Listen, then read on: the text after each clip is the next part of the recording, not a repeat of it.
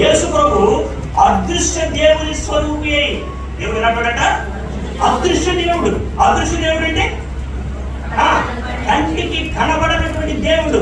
పాతల మందల కాలంలోనూ అదే మాట చెప్పుకొచ్చాడు, కొత్తల మందల కాలంలోనూ కూడా అదే మాట చెప్పుకొస్తున్నాడు. తిమోతికి రాసిన మొదటి పత్రిక 1వ అధ్యాయము 17వ వచనాన్ని ఒకసారి చూడండి. తిమోతికి రాసిన మొదటి పత్రిక 1వ అధ్యాయము 17వ వచనాన్ని చూడండి. సకల యుగములలో రాజయుడి అక్షయుడును ఎవరండి? అదృశ్యుడునగు అద్వితీయ దేవునికి. దేవుడు ఎలా అంటాడండి? అదృశ్యుడు. ఎవరినైనా అదృశ్యుడు అంటే కంటికి కనబడతాడా? కంటికి కనబడడా? ఏమండి? అంచేత అప్పుడు ఏ మాట అయితే చెప్పాడో ఇప్పుడు కూడా అదే మాట చెప్తున్నాడండి. పాతల మందల కాలంలో విశ్వాసులకి ఏ విషయం అయితే చెప్పాడో కొత్తల మందల కాలంలో విశ్వాసులకి కూడా అదే మాట చెప్తున్నాడండి. దేవుడు ఎవరన్నమాట? అదృశ్యుడు, కంటికి కనబడ్డాడు. అంటాడండి సకల యుగములలో రాజయుడి అక్షయుడు అదృశ్యుడునకు అద్వితీయ దేవునికి ఘనతయు మహిమయు యుగయుగములు కలుగును గాక ఆమేన్. దేవుడు ఎవరని చెప్తున్నాడండి? కంటికి కనబడ్డ. పరిశుద్ధ గ్రంథం ఎలా చెప్పిందో చూసారండి. కంటికి కనబడ్డ. కంటికి కనబడ్డంటే అర్థం ఏంటనమాట? ఆయన ఏం లేదనమాట, ఓ రూపం లేదు అంతే. ఏ రూపం పెట్టుకుందో ఇప్పుడు దేవునికి కంటికి కనబడ్డవాడైంది. పరిశుద్ధ గ్రంథం అంతా కూడా ఈ వాస్తవం చెప్పబడిందండి. 6వ అధ్యాయము తిమోతికి రాసిన మొదటి పత్రిక 6వ అధ్యాయము 16వ వచనం చూడండి. అందుకే ఏమంటున్నాడు? ఆయన అదృశ్యుడైనటువంటి దేవుడు కాబట్టి ఏమంటాడు? సమీపింపరాని తేజస్సులో ఆయన మాత్రమే వసించుచు. ఎవరినైనా దేవుడు వసించుచు అమరత్వము గలవాడై ఉన్నాడు. మనుషులలో ఎవడను ఆయనను చూడలేదు, ఎవడను చూడనేరడు. ఎవడు చూడలేదు అనేది ఏ టెన్స్ అండి? గతంలో ఎవరైనా దేవుని చూచారా? చూడలేదు. ఎవడను చూడనేరడు. ఇదే టెన్స్, ఫ్యూచర్ టెన్స్. భవిష్యత్తులో ఎవడన్నా చూసే అవకాశం ఉందా? చూడనేరడు. It's impossible. చూడనేరడు. ఎందుకు చూడనేరడు? ఆయన భౌతికమైన రూపం లేదు కాబట్టి, ఆయన భౌతికంగా కనిపించేవాడు కాదు కాబట్టి, ఆయన అదృశ్యుడు కాబట్టి, ఆయన గతంలో ఎవరో ఆయన చూడలేదు, భవిష్యత్తులో కూడా ఎవరు చూడగలిగినటువంటి పరిస్థితులు ఆయనకి. మొదటి యోహాను పత్రిక 4వ అధ్యాయము 12వ వచనాన్ని ఒకసారి జాగ్రత్తగా చూద్దామండి. మొదటి యోహాను పత్రిక 4వ అధ్యాయము 12వ వచనాన్ని ఏమండి? ఏ మానవుడును దేవుని ఎప్పుడును చూచి ఉండలేదు. ఎందుకని? ఏ మానవుడును, ఏ మానవుడు అంటే ఎక్కడి నుంచి? ఆదాము దగ్గర నుంచి ఎక్కడి వరకు? ఏమండి? యేసు ప్రభు 2వ వారు వచ్చేటంత వరకు కూడా ఏమండి? ఏ మానవుడును కూడా ఏమండి దేవుని ఎప్పుడు చూచి ఉండలేదు. మనము ఒకరినొకరు ప్రేమించిన యెడల దేవుడు మన యందు నిలిచి ఉండును, ఆయన ప్రేమ యందు మన యందు సంపూర్ణము. అంటే ఏ మానవుడును దేవుని ఎప్పుడును కూడా చూచి ఉండలేదు. కారణం ఏంటి? ఇది మీరు ముందు ఫిక్స్ చేసుకోండి. విగ్రహాలకు బలిగా అర్పించిన వాటిని మీరు తినొచ్చా తినకూడదా అనేది మీకు అర్థం కావాలంటే ముందుకి దేవుడి గురించి మీకు అర్థం కావాలి. మీ దేవుడు ఎవరు? అదృశ్యుడు. అదృశ్యుడు అన్నప్పుడు 2 విషయాలు మీ మనసులో భద్రం చేసుకోవాలి. అదృశ్యుడు అన్నప్పుడు ఒకటి, ఆయనకి భౌతికమైనటువంటి రూపము లేదు అదృశ్యుడు అన్నప్పుడు. రెండోది, ఆయన భౌతికమైనటువంటి నేత్రములకు కనబడదు. ఒకవేళ కనిపించే ప్రోగ్రామే కానీ ఉండి ఉన్నదనుకోండి, నేను అదృశ్యుడిని అని చెప్పినటువంటి మాట ఏమైపోతాడు? అబద్ధము. జాగ్రత్త సుమ. ఎవరు అబద్ధికుడు అవుతారు? దేవుడు అబద్ధికుడు అవుతాడు. చాలా జాగ్రత్త. ఇక్కడేమో ప్రతి మాట కూడా నేను అదృశ్యుడిని నేను కనబడను అని చెప్పుకుంటూ వచ్చి ఓ పాట రేపొద్దుట మనందరికి వచ్చి కనబడిపోయి బైబిల్ అలా చెప్పాలి అంటారు. అబ్బాయిలు ఈ మధ్యన కనబడటం మొదలెట్టాను అన్నాడు అనుకోండి దేవుడు. ఎవరు అబద్ధికుడు? అప్పుడు మనం ఏమన్నాలి? ఓ నేను ఎవరు బైబిల్లో కనబడకపోతే పోయే కానీ మాకు కనబడ్డావు చాలే సంతోషం అంటాం తప్ప నువ్వు అలా చెప్పావు కదా ఎందుకు కనబడ్డావు అని అడుగుతాం మనం దేవుడిని? అడగం. అర్థమవుతుందండి? అడగం. కానీ దేవుడి గురించి మీ మనసును ముద్రించుకోండి. ఈ ఆలోచన బయటకు వెళ్ళకండి. దేవుని గుణలక్షణం ఏంటంటే ఆయన అదృశ్యుడంతే. ఆయన అదృశ్యుడు అంటే అర్థం ఏంటంటే ఆయన భౌతికమైన రూపం లేదు మొదటిది. రెండోది ఆయన భౌతికమైనటువంటి నేత్రాలకు కనబడు.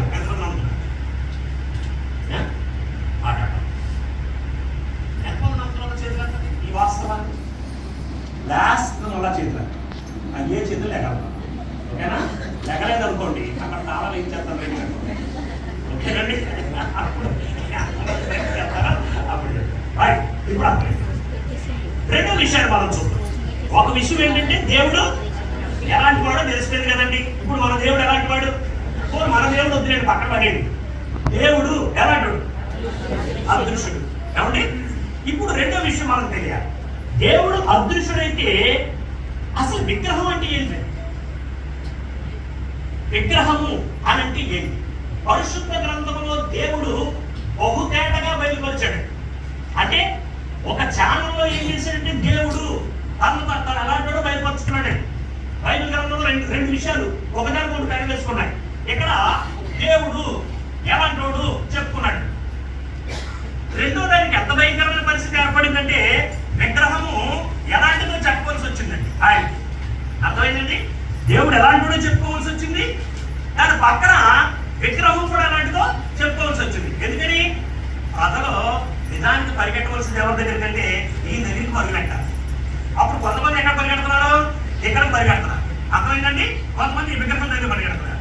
ఈ విగ్రహం దగ్గరికి పరిగెట్టేటువంటి వాడు తన దగ్గరికి తెచ్చుకోవడం కొరకు ఈ విగ్రహం అంటే ఏంటో చెప్పాడు దేవుడు బైబిల్లో. తనంటే ఏంటో కూడా చెప్పుకున్నాడు. అప్పుడు ఇంతవరకు మనం చూసింది ఏంటంటే తనంటే ఏంటో చూసుకున్నాం. దేవుడు ఎలాంటి అనమాట? అదృశ్యుడు. కంటికి కనబడడం, భౌతికమైన రూపం ఆయనకి. రైట్. ఇప్పుడు రెండో పాయింట్ చూద్దాం. అసలు విగ్రహం అంటే ఏంటి? విగ్రహం అంటే ఏంటి? చాలా జాగ్రత్తగా మనం చూద్దాం. నిర్గమకాండము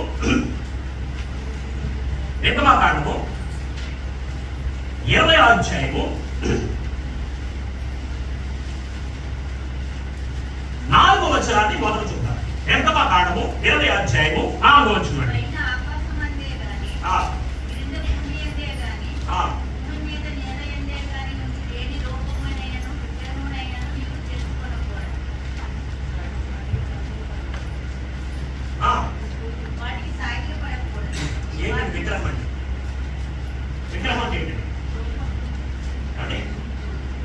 ఏమన్నాడండి ఇక్కడ? పైన ఆకాశమందే కానీ జాగ్రత్తగా వినండి. ఇప్పుడు దేవుడు అంటే ఏంటో మనం చూసేసాం కదండి. ఇప్పుడు విగ్రహం అంటే ఏంటో చూద్దాం. విగ్రహం అంటే ఏంటో చూద్దాం. విగ్రహం అంటే ఏంటంట ఇక్కడ చెప్తున్నాడు. పైన ఆకాశమందే కానీ ఆకాశానికి వెళ్ళదా? మొట్టమొదటి ఆకాశంలో అడుగు పెట్టమని ఎవరు?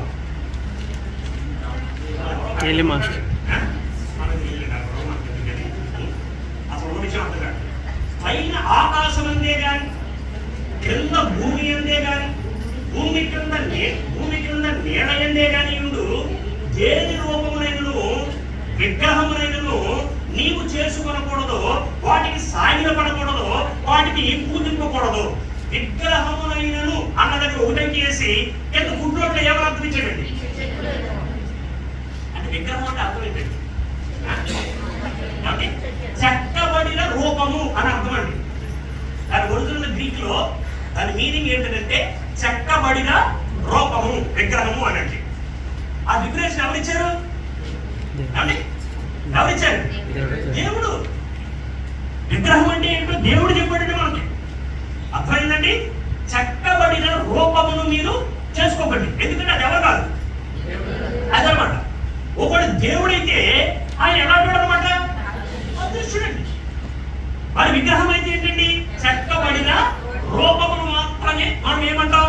విగ్రహము అంటాం. రెండు 34వ అధ్యాయము నిర్గమకాండము 34వ అధ్యాయము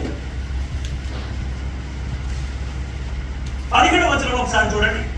నిర్గమకాండము వాత పోసిన దేవతలను చేసుకొనకూడదు. విగ్రహం అంటే ఏంటండి?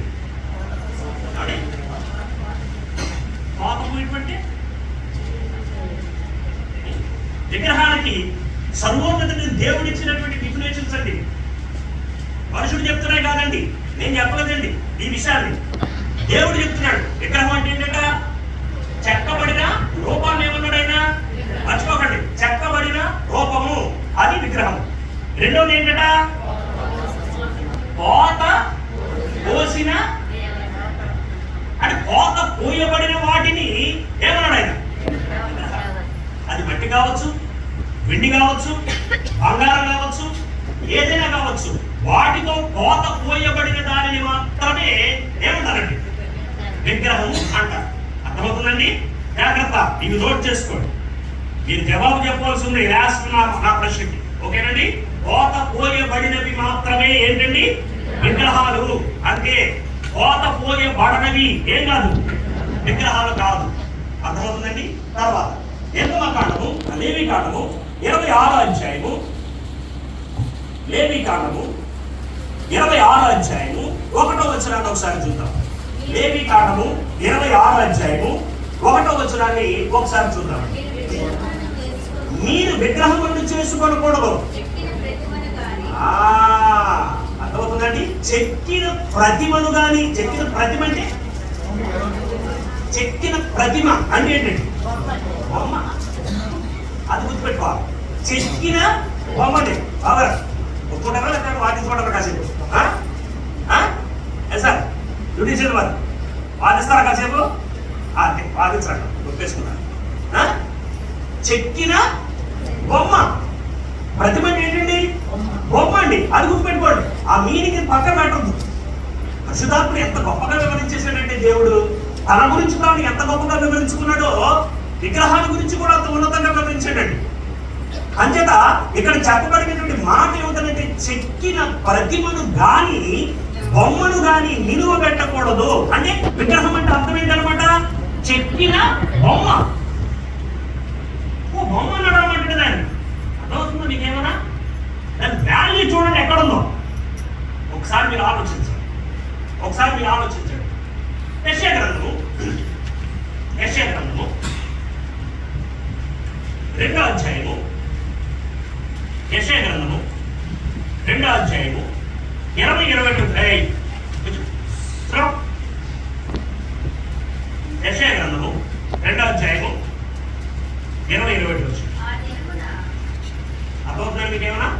యెషయా గ్రంథము 2వ అధ్యాయము 20-21 వచ్చినారండి. ఆ దినమున యెహోవా భూమిని గజగజ వణికింప లేచినప్పుడు ఎవరు లేస్తారు? యెహోవా దేవుడు భూమిని ఏం చేస్తాడట? గజగజ వణికింప లేచినప్పుడు ఆయన భీకర సన్నిధి నుండి, ఆయన ప్రభావ మహాత్మ్యము నుండి కొండల గుహలలోను కొండ పీఠంలోను దూరవలనన్న ఆశతో నరులు తాము పూజించుటని చేయించుకున్న వెండి విగ్రహములను, సువర్ణ విగ్రహములను, ఎలుకలను, గర్భిణములను. విగ్రహం అంటే ఏంటి?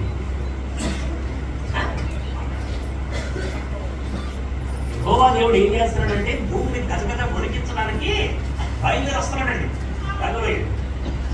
ఎవరండి?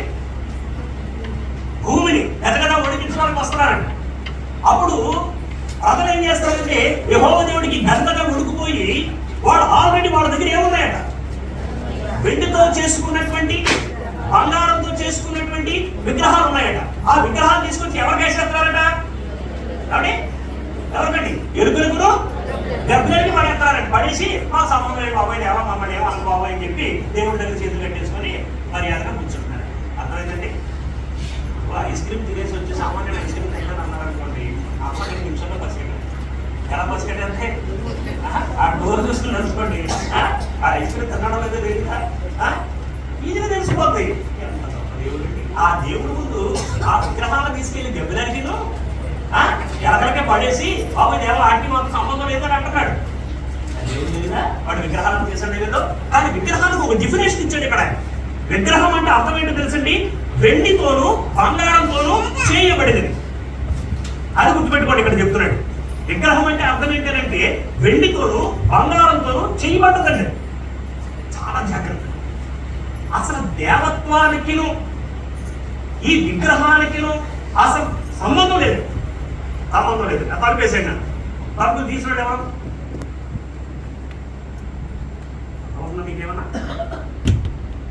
అర్థమవుతుందా మీకేమన్నా? కాబట్టి విగ్రహానికి ఎంత డిఫినేషన్స్ ఇచ్చాడో చూడండి బైబిల్లో. ఒక వెండితో పోల్చాడు విగ్రహం అంటే. విగ్రహం అంటే ఒక బంగారంతో పోల్చాడు. ఇప్పుడు వీటిని తీసుకెళ్ళి దేవుడు పక్కన పెట్టండి. ఇది దేవుడి గురించి ఎరిగారు, ఇది దేవుడి సత్యాన్ని అర్థం చేసుకునేటువంటి వారు. ఒకసారి వాటిని తీసుకెళ్ళి అక్కడ పెట్టండి. ఇర్మియా గ్రంథము 10వ అధ్యాయము, ఇర్మియా గ్రంథము 10వ అధ్యాయము 5వ వచనాన్ని ఒకసారి చూడండి. ఇర్మియా గ్రంథము 10వ అధ్యాయము 5వ వచనాన్ని ఒకసారి చూద్దామండి. అవి తాడి చెట్టు వలె తిన్నగా ఉన్నవి, అవి పలుకవు నడుమ నేరవు కనుక. అర్థమవుతుందా? విగ్రహములకు సర్వోన్నతుడైన దేవుడు ఇచ్చినటువంటి నిర్వచనం ఒక మొదలైపోవాలని ఎవరికైనా సరే అర్థమైంది. దేవత్వాన్ని గురించి గ్రహించినప్పుడు అసలు విగ్రహానికి సంబంధించినటువంటి ఆలోచన మన దగ్గరికి తేడానికి వీలేదు. విగ్రహం అంటే ఏంటో చెప్తున్నాడు ఆయన ఇక్కడ. ఏమని చెప్తున్నాడండి? అవి తాడి చెట్టు వలె ఎలా ఉన్నాయి? మన ఇంటి పక్కన ఏదైనా తాడి చెట్టు వచ్చింది అనుకోండి, ఏదో ఉంటుంది అక్కడ, అలాగే ఉంటుందండి, అలాగే ఉంటుంది, అలాగే పెరుగుతుంటుంది. అర్థమైందండి? ఎక్కడిక్కడ బతుకుతుందా? కదిలిందంటే అర్థం ఏంటండి? చచ్చిపోయిందండి. అర్థమైందండి? కదిలిందంటే అర్థం ఏంటండి? చచ్చిపోయిందండి ఆ చెట్టు. అర్థమైందండి? ఇక్కడ అంటాడు తాడి చెట్టు వలె తిన్నగా ఉన్నవి, అవి పలుకవు నడువనేరవు కనుక వాటిని మోయవలసి వచ్చును. వాటికి భయపడకుడి, అవి హాని చేయవు, హాని చేయ నేరవు, మేలు చేయక. ఈ మాట కది రాసి ఉండకపోతే ఇర్మియా ఎంత సంపూర్ణతలేదు. విగ్రహం అంటే ఎంత అద్భుతమైనటువంటి నిర్వచనం ఇచ్చాడు చూసారండి. విగ్రహం అంటే ఏంటండి? ఎవరికి ఎరగారు? ఏంటి సార్? ఒకటి, విగ్రహం ఏం చేయదండి? మాట్లాడదండి.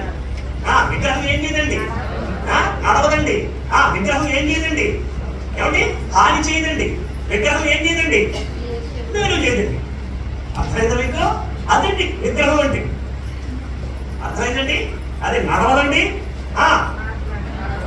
కదలదండి, అది నడవదండి, మేలు చేయదండి, కీడు చేయదండి. ఏమండి? ఏమీ లేదు. ఎక్కడుందో అక్కడే ఉంటుంది. ఏంటండి అది విగ్రహం. అర్థమైందండి? విగ్రహానికి సర్వశక్తి సంపూర్ణుడైనటువంటి దేవుడు ఇచ్చినటువంటి అద్భుతమైనటువంటి నిర్వచనం. ఎంతమంది విగ్రహాన్ని అట్లాగా ఆలోచిస్తున్నారు చెప్పండి? ఎంతమంది విగ్రహాన్ని అట్లాగా ఆలోచిస్తున్నారు చెప్పండి? ఈ రోజు క్రైస్తవులుగా దేవుని ఎరిగామని చెప్పుకొని కూడా మన బ్రతుకుల్లో దేవునికి స్థానాన్ని ఇచ్చేటువంటి పరిస్థితులు లేవనుకుంటున్నారా మీరు? ఇంకా మన మధ్య బాణాలు పడుతూనే ఉన్నాయి. ఇంకా బాణాలు మన మధ్య పడుతూనే ఉన్నాయి. యెషయా గ్రంథము 17వ అధ్యాయము, యెషయా గ్రంథము 17వ అధ్యాయము 7వ వచనాన్ని ఒకసారి చూడండి.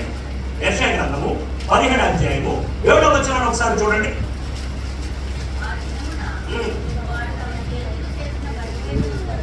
ఆ దినమున వారు తమ చేతులు చేసిన బలిపీఠముల తట్టు చూడరు. దేవతా స్తంభమునైనను సూర్య దేవతా ప్రతిమలనైనను తమ చేతులు చేసిన దేనినైనను. అంటే అంటే విగ్రహం అంటే అర్థం ఏంటనమాట? చేతులతో చేయబడినది. ఫిక్స్ అయిపోవడం. ఈ మనసులో ముద్రించుకోండి. నేను చెప్పినటువంటి ఇవన్నీ దయతో మీ బైబిల్ అండర్లైన్ చేసుకోండి. మీ దగ్గర కన్ను ఉంది, అండర్లైన్ చేసుకోండి. నాకు మన ఓపు ఉండదు, వాయిస్ ఉండదు. ఓపు కింద ఇంత పాట చెప్పడానికి కూడా. కాబట్టి దయతో మీరు బాగా ఆలోచించండి, అర్థం చేసుకోండి. కాబట్టి ఇప్పుడు విగ్రహం అంటే అర్థం ఏంటనమాట? చేతులతో చేయబడింది.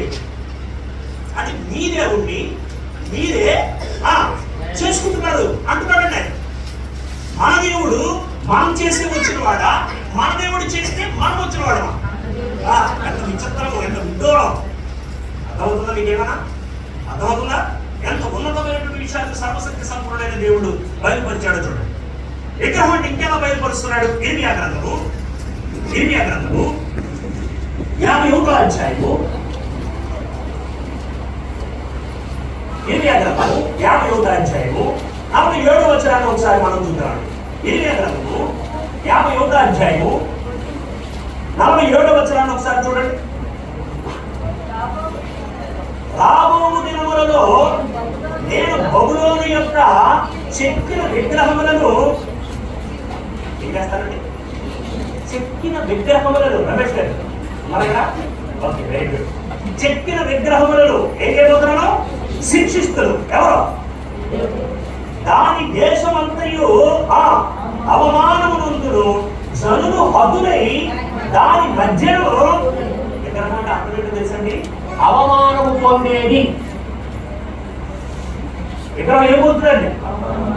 ఈయనకి అవమానం రాదండి. ఘనత, మహిమ, ప్రభావాలు ఎవరికి వస్తాయి? ఈయనకి వస్తుంది. విగ్రహం అంటే అర్థం ఏంటండి? అవమానం పొందేదండి. ఎవరైతే దాన్ని పట్టుకొని ఏడాడారో వాళ్ళే ఏం చేస్తున్నారంటే ఆ విగ్రహాన్ని తీసేసి దేవుడు ముందు అవతల పడేస్తున్నారు.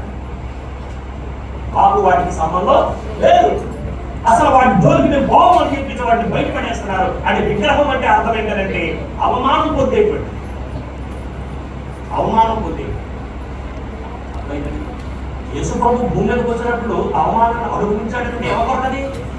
మన కొరకండి. ఆయన తప్పు చేసి అవమానం పొందలేదండి. అవమానం పొందుటతో కావాలని నిర్ణయించుకుని ఆయన భూమి మీదకి వచ్చి అవమానాన్ని అనుభవించి గరుడై మరలా వెళ్ళి తండ్రి సింహాసనాన్న ఆశ మీద కూర్చున్నాడు. కానీ ఈ విగ్రహం మాత్రము ఎప్పుడు కూడా అన్ని సందర్భాలలో